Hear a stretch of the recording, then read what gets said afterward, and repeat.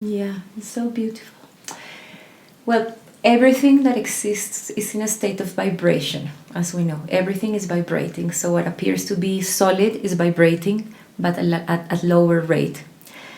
Thoughts are vibration, colors are vibration, smells, emotions. So everything is in a state of vibration. And that there is a principle in life, like a physical principle, which is the principle of entrainment, which is that any body that is vibrating can make another body vibrate. It's like it pulls it to vibrate in consonance. It's like, for example, when you have two pendulums and they're oscillating, after some point they move together.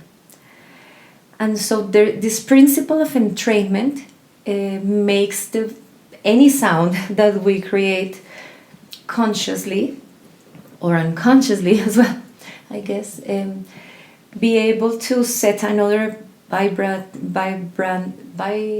body in motion to the same rate. So it's like actually creating reality, like when you it's like ripples, like with the cymatics, you can see like a sound is creates patterns, and this is, I think, conceived in every like tradition, that sound creates reality. That there's like the word, the sound, the primordial sound. There is a first that sets everything in motion. And the importance of the voice in terms of making sound and the power that sound has to like actually is creating reality is that our containers are unique. And so even though we're working with the energy of the air and the magnetic pull from, the crystal core of the earth, like this, or the sun, it's like all the same elements, but they happen connected to our individuality, our identity in a way.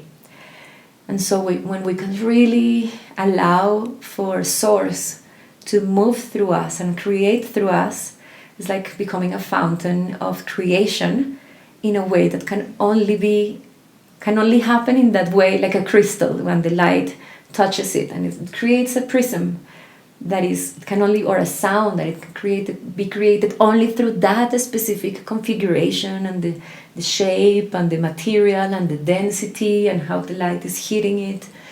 So it's very, I think the connection is with something that is, wow, I let go of layers and layers of who I think I am, and really allow for Source to move through. However, it will move in a very unique way that will resonate and set like in motion, like a creative force that also resonates with people differently based on how they feel more coherent with me or less. Maybe there's no so much resonance, but it's like a very beautiful way of taking on individuality by being aware of unity, like it's all being fed by the same sun, the same movements of the stars, and the water is all one water, experiencing, changing, like becoming vapor, becoming clouds, becoming very stagnant, so it's this like, but it's all the same water is all water, and it's inside the bodies and so on. So there's this beautiful chance to recognize the value of individuality as we search for unity, but being like, actually there's something that comes through my unique channel, my vehicle, because of my body, my ancestors, my thoughts, my ideas.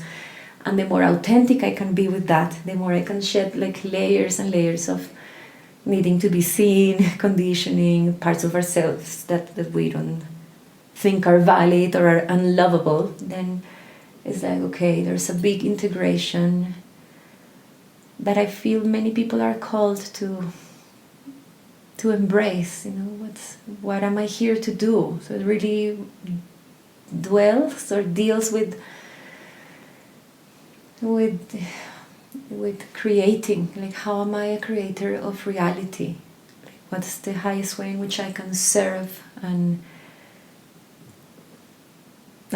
exchange with the world. And I think the voice is this primordial instrument to do that, as seen throughout like cultures. It's like, what are we here to do? We're here to sing and dance.